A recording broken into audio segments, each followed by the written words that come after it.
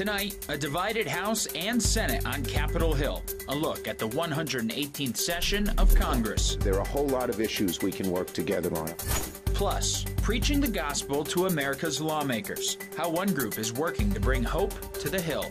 And how the president plans to advance his agenda in the next 2 years. My economic plan is working. All this and more tonight on Faith Nation.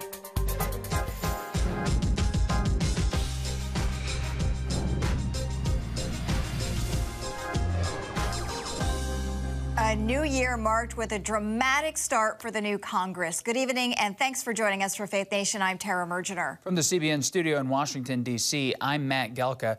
It was a bumpy road at the beginning, but now that a House Speaker has been elected, the 118th Congress is officially in session. And with Republicans in control of the House and Democrats holding the majority in the Senate, the divided government promises an interesting agenda. Caitlin Burke has more on what to expect over the next 2 years.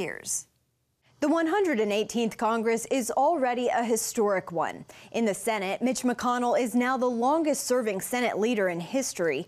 And in the House, Republicans failed to elect a speaker in a single ballot for the first time in a century. It took 15 votes before Speaker Kevin McCarthy could pick up the gavel. That was easy, huh?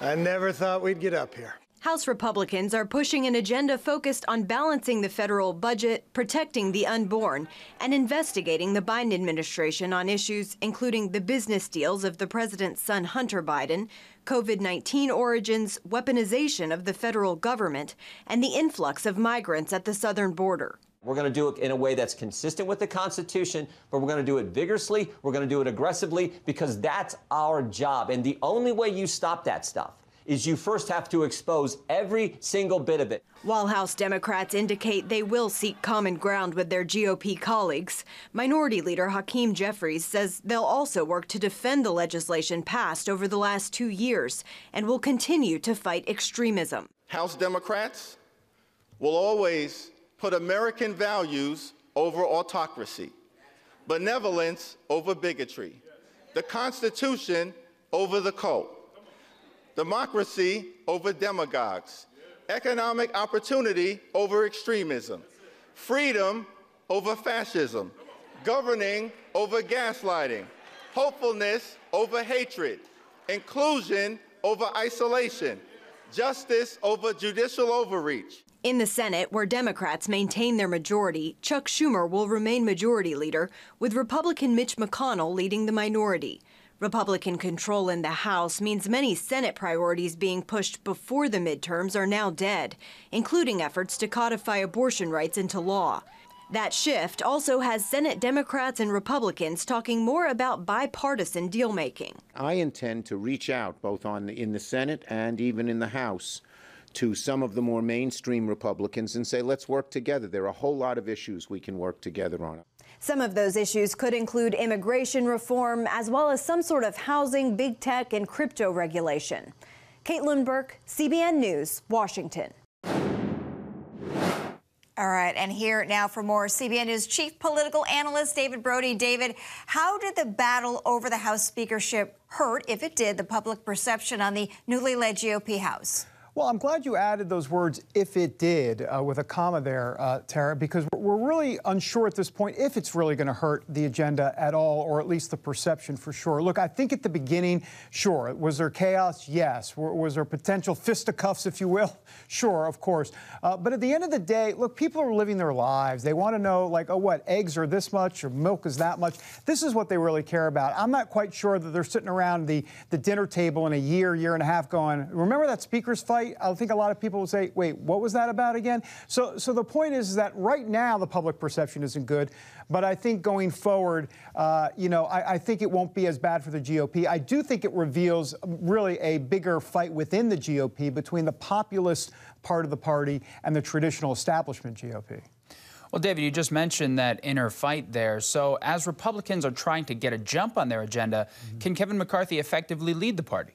Well, he's going to sure try. The thing is, he's going to be hamstrung, and we know about this motion to vacate, the fact that one member, in essence, can bring up a motion to make sure he gets out and vacates the chair, and of course, a majority of Republicans would have to agree to it. So he's going to be hamstrung. There's no doubt about it. So can he effectively lead? I think, really, Matt, he's going to be held in check by this House Freedom Caucus quite a bit.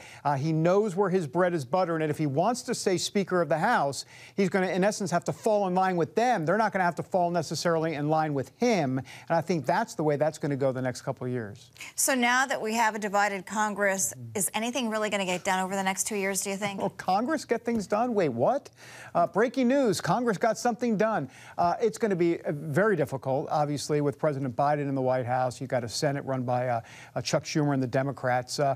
Having said that, it also depends on how you define getting things done. The Republicans will say, we're going to have that subcommittee on the weaponization of the federal government. They're going to start investigating President Biden and Hunter Biden, and we're going to have investigations galore. So if you look at it from that standpoint, whether or not things will get done, the Republicans will say in Congress, absolutely, a lot's going to get done because they believe they're going to expose the truth, a lot of corruption that's been going on at the federal government level and how they, the Biden administration, and other government entities are working with social media companies behind the scenes to suppress a narrative in many different areas.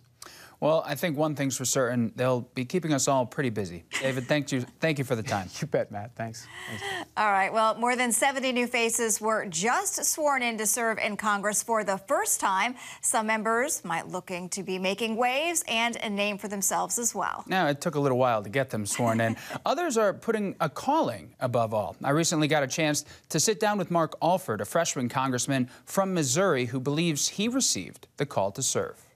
It can be hard finding your way around the Capitol when you're the new guy. Everyone who's been here a while or been in politics, government says it's like drinking out of not just a fire hose, but a fire hydrant. Forget the hose. There's so much information coming at you. I met up with newly sworn-in Missouri Congressman Mark Alford shortly after he was elected in November. It's just overwhelming. I get here, like the first day we get on the House floor. I mean, I never in my wildest dreams thought that I would be on the House floor. Alford's background is in television news. After reporting and anchoring in Kansas City for more than 2 decades, he felt like his voice wasn't being heard clear enough. I don't consider them conservative views. It was the facts. It was the other side of the story. It was what was missing a lot of times to give the story balance. That's when he started to reflect about his next move, and it started with prayer. And so it was a very scary leap. I've never done anything like that in my life, just to go out. But I felt God pushing me out this window, and he was saying, fly, trust me, fly. And I did it. We took that leap. I turned in my 2 weeks resignation. I went on the last day of our air, and I told the viewers, everything that I've done up to this point was to tell you the truth, because that's the only thing that matters is truth. And those were my last words, and then I filed for this office, announced our candidacy. He takes over for Congresswoman Vicky Hartzler. After getting some tips from her at the Capitol, he'll turn his focus towards issues in his district, including hardships being felt by rural Missourians. We need to make sure that our farmers are protected. And so with the Farm Bill coming up in 2023, I'm hoping to get on the Ag Committee to help push through a farm bill that's going to be beneficial for the American people as far as the food programs go, which makes up 80% of it, but also equally important for our farmers that need protection, that need crop insurance, that need Americans to get behind them and say, we believe in you. While Alford might not know his way inside the Beltway quite yet, he's confident in his guide. And President Reagan said some 40 years ago, something to this effect. It's time for us to reassert our trust in God. It's time to realize that we need Him more than He needs us, and it's time to turn to God for the healing of America. I want to be part of that healing. I don't know what kind of role I'll be able to play. I'm just be one voice, but I want to do all I can to make that happen. And Alford, the former news anchor, says he'd like to produce a weekly news-style show for constituents from Capitol Hill. All right, still to come, shedding light among dark divisions, how one group is working to bring hope to Capitol Hill. While Congress is divided on a number of fronts, one thing that unites lawmakers is their faith. New data from the Pew Research Center finding 88% of members from the 118th Congress identify as Christian. And while that religious affiliation is shrinking among the nation's population, on Capitol Hill, Christianity has remained nearly unaffected since the 70s, when 91% of lawmakers identified with the faith. Among the makeup of religion on the Hill, 469 Christians, with more than 300 of those identifying as Protestant. 33 members of Congress are Jewish, 9 Mormons, 3 Muslims, and a handful of other faiths are represented too. One senator identifying as religiously unaffiliated. Nathan Kissler is the director of Hope to the Hill, a Christian organization that ministers to lawmakers on Capitol Hill. Jenna Browder recently got a chance to talk with him about the work to bring the gospel to the halls of Congress. 88% identify as Christian. How does Hope to the Hill reach out to members of Congress? To be honest, it doesn't matter where they are on the religious spectrum. We share Jesus with every member of Congress that we possibly can.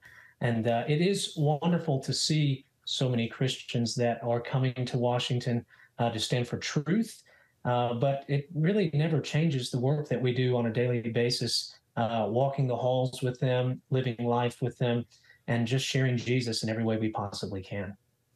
And what's the reception that you guys get? How open are these lawmakers to all that Hope to the Hill has to offer? Honestly, throughout the years, prayer is such a transcending thing. And so I've never had a member turn down prayer, no matter what faith they were from.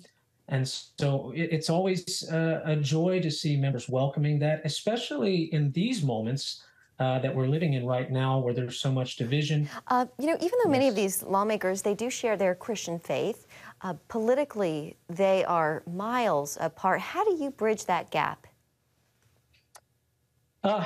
Again, through prayer, I think has been one of the greatest tools. It is the greatest tool that we have in the work that we do, bringing members together through prayer, because it transcends the party lines of politics. And so as a nonpartisan organization, it's been very important to us that we start there. And as people ask questions, we want to drive them to the scriptures first. I don't like to give them my opinion on what the Bible says particularly. I want them to go to the scriptures for themselves and to search. And so when they ask those questions, where we may differ on political opinion or moral issues, we want to drive them to the scripture and let the Holy Spirit deal with them. And we've seen that be the case many, many times over these last years. Yeah. If you could, what are some of the biggest prayer requests and needs that lawmakers share with you? Honestly, the biggest one these days that I hear, and even just today, getting texts from members, has been for wisdom. Wisdom is so needed, and I had a member this morning that reminded me of Ben Franklin when he stood up and shared that they needed to pray. We needed to pray. I believe that members need to have courage. They ask for that often, that we pray for courage to stand up and to offer to pray with their colleagues, because without the help of God, I don't think we're going to get through these difficulties and all of the division that we're seeing in America. But definitely for wisdom and for their families, as they're so far away from their families every week. Many members are concerned with the things that are going on at home. Yeah. Well, Capitol Hill is a tough place, no doubt. And Nathan Kissler with Hope to the Hill, we appreciate all the work that you guys are doing up there to support these lawmakers. Yes, ma'am. Thanks for joining us. From the White House to the campaign trail, what lies ahead in the lead up to 2024 when Faith Nation returns?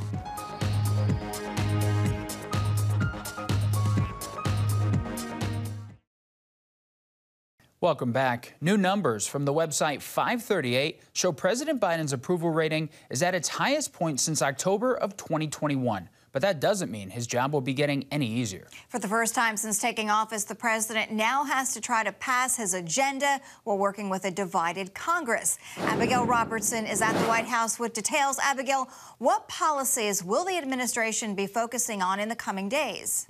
Well, President Biden has started this year optimistic for America's future in touting his accomplishments from the last Congress that are going into effect now.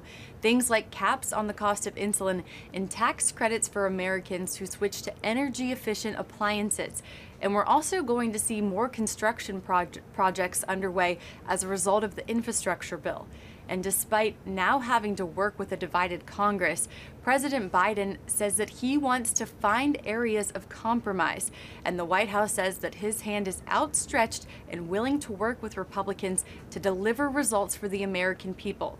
Now, this year, he started the year by taking the first trip to the southern border of his presidency, and he's talked a lot about working with Republicans on much-needed immigration reform.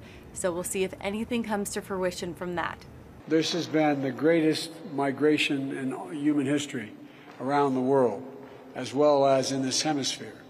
And when I got elected, the first major piece of legislation I introduced was to reform the immigration process, to make it more orderly, to make sure people have access under the law.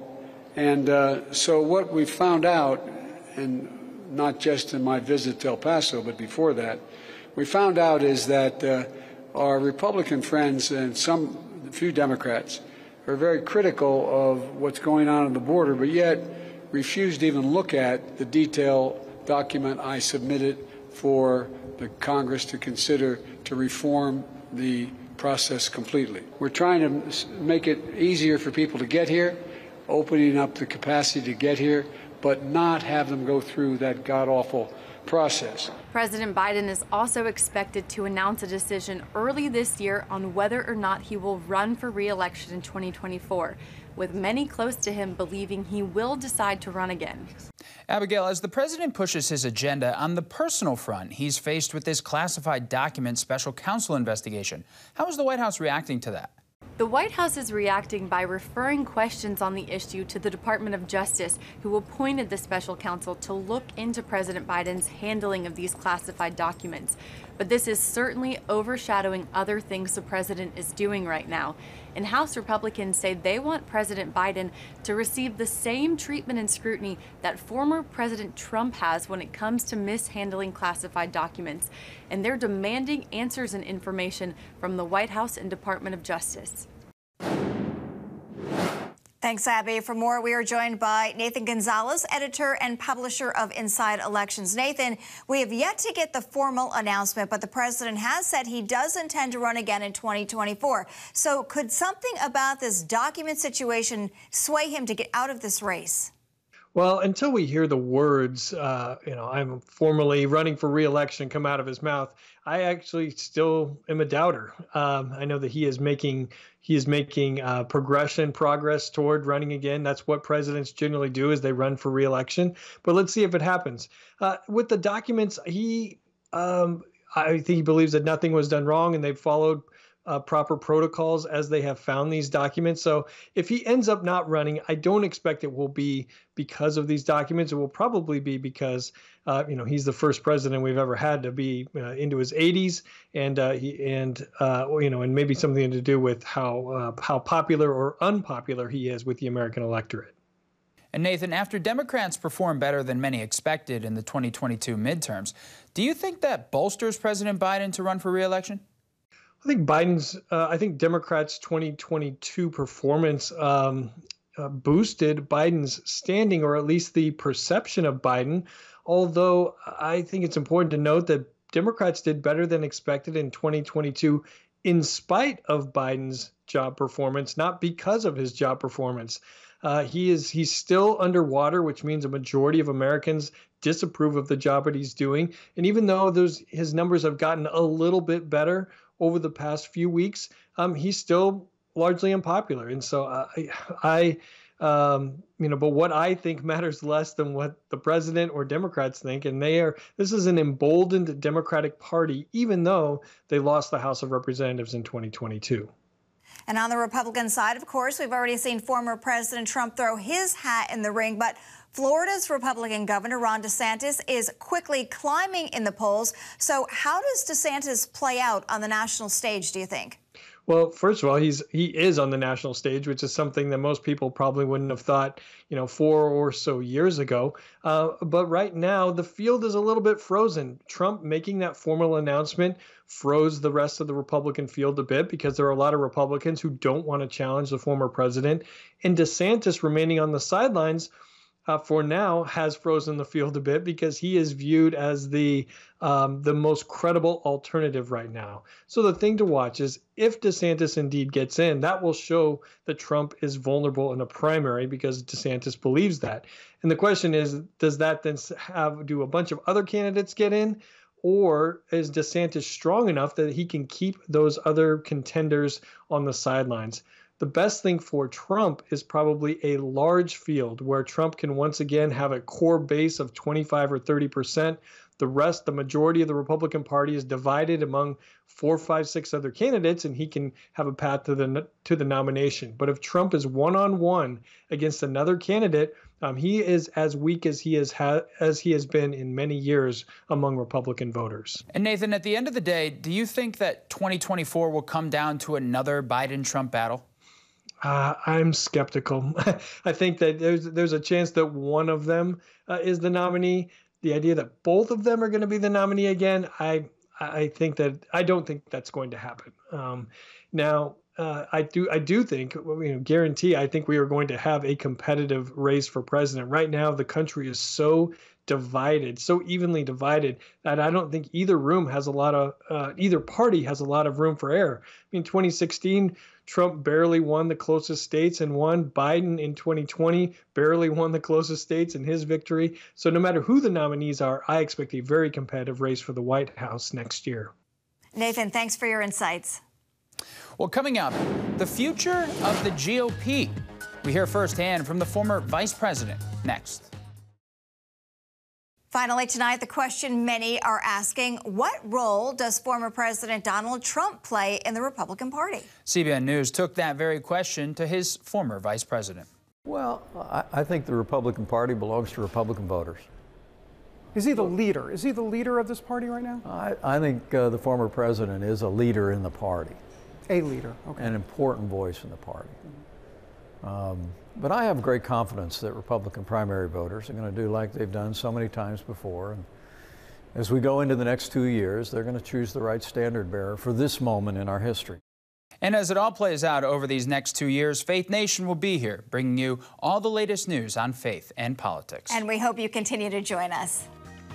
That's going to do it for Faith Nation. Have a good night.